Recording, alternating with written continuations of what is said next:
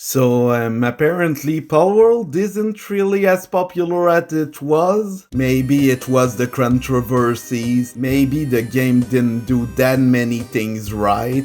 I don't know, honestly. As for me, I was on board for a non-glitchy Pokemon competitor that's also open world because a lot of Cassette Beast and everything aren't really big 3D games. But what could an indie developer do with the concept of Pokemon, and how could they expand on it? Right now, Palworld is more of an open world shooter, so we'll never know. But the thing about Palworld is that it kind of has one of my biggest pet peeves of all time. Animal characters, but with guns. Yes, we are going to talk about that. And painfully go through some older games where animals had guns.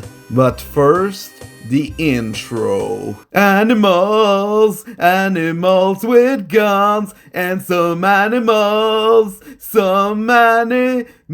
guns, animals. Some animals with guns. Either way, we should talk about how animals with guns happened in gaming.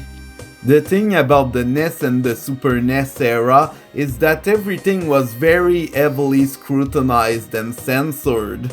But I probably won't go over the history of Nintendo's censorship in gaming.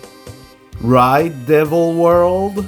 Either way, there were games with guns, but the thing is that they weren't shown to be explicitly violent or didn't feature any animals actually. Like maybe Rocket Knight, but I doubt it. Or maybe Star Fox, but I guess it's more lasers than actual guns. Meanwhile, the PC gaming scene was more of a free-to-all whatever. Something like Jazz Jackrabbit could exist. As Jackrabbit, like most games featuring animals with guns, had a bit of a comedic tone, which sort of helped it stand out as a platformer. But honestly, only just a bit, because Jazz Jackrabbit only had one game or two. So yeah, I guess Jazz Jackrabbit started it all. And fortunately, I think GOG adds remasters of it. So if you crave some of that,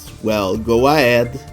Another PC game that could be relevant for this video could be Worms. Worms is a comedic strategy game where you have to beat each other's worms using weapons. The juxtaposition of the very cute worms as well as the deadly weapons kind of made for an absurdly funny little game. Fortunately, there is no real gore because that could have caused a lot of controversy. This kind of absurdity is something to note for future games with animals and weapons. Meanwhile, console games had their own animals with guns, such as Earthworm Jim for Super NES. Fortunately, it's just a very generic laser gun, so no harm done right now. But right after that period, first-person shooters and shooters in general started becoming more and more popular in the West. So much so that Sonic Team had to include some shooting segments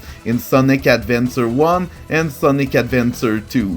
And apparently it was because of fan requests. But welcome back to Sonic Team later. However, on Dreamcast there was this mix of a third-person shooter and a cutesy platformer called Fur Fighters. It was a mix of hee haha imagine some animals with guns and an actual cover shooter.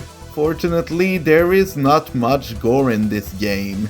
It's just animals shooting each other for shock value and hee ha. While Fur Fighters didn't really have any gore, there was this little game called 12 Tales Conquer 64 that was critically panned at E3.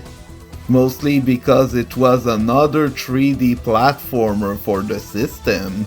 Because of the harsh criticism the critics gave them, Rare decided to just go all out and create a 3D platformer with a lot of weapons, some very naughty things, as well as violence. And while Nintendo did approve the whole thing, it didn't really give it that much marketing apparently. Still, it became somewhat of a cult classic, so whatever. However, the thing is that most developers were taking notes from Conkers, especially Insomniac games. Because of that, Ratchet & Clank decided to incorporate platforming and shooting the same way Conker did. And like Conker, a lot of the emphasis was put on the cutscenes, so the game became a less violent, more fun comedy third-person shooter game. Because of that, other companies were taking notes. And so they started incorporating guns and shooting segments in 3D platformers. Yep, that's what was coming. So because of that, I kind of got tired of a lot of platformers, and a lot of them kind of had more violence and shock value to them. So let's just say that most animals with weapons games kind of became my pet peeve. However, before I was truly tired of all of them, there was this one game I really wanted to buy because it would add a lot of Sonic lore, and you know what I'm talking about.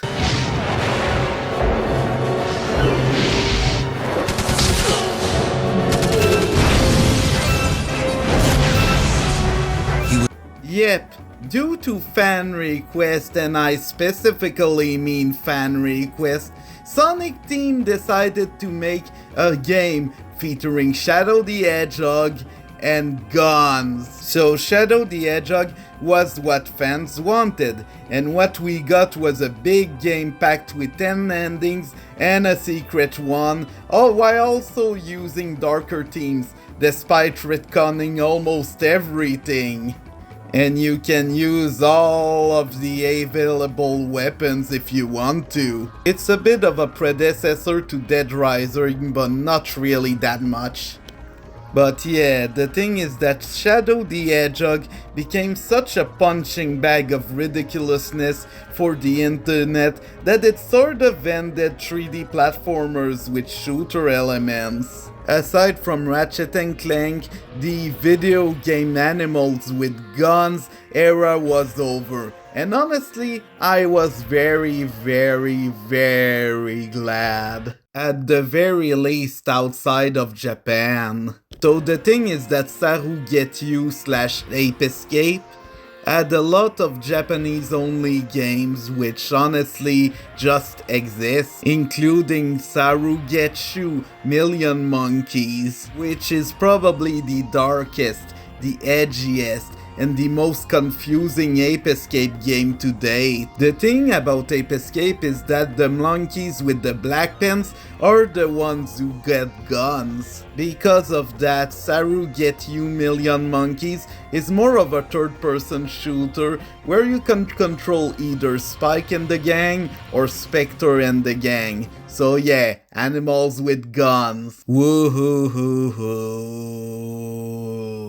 So the 2000s passed and animals with guns were no more. The only problem is that because of that there were less and less 3D platformers, aside from maybe Mario and Ratchet & Clank. I also think that Epic Mickey was a very interesting take on the 3D platformer. However, the second game flopped on all the other consoles it was on, so yeah, that's pretty disappointing. However, in 2010, there was a little game called Naughty Bear, which brought back all of the edgy stuff and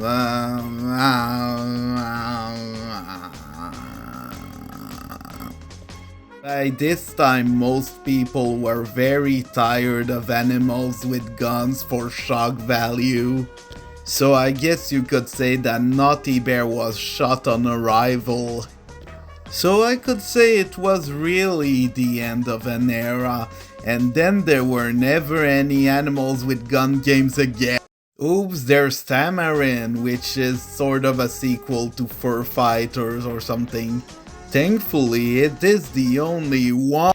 Oops Pie is a game about shock value and has guns in it, and also a lot of violence. It's not like there's gonna be another one, right? Pal World. Just Pal World. So that's why Manimals with Guns sort of has become my biggest pet peeve in gaming ever. It's mostly due to oversaturation and a lot of shock value things. But if you enjoy animals with guns, have fun! Have a lot of fun if you want to, but I know I won't do this. Either way, if you want me to talk about even more obscure aspects of gaming, click like and subscribe. It really helps.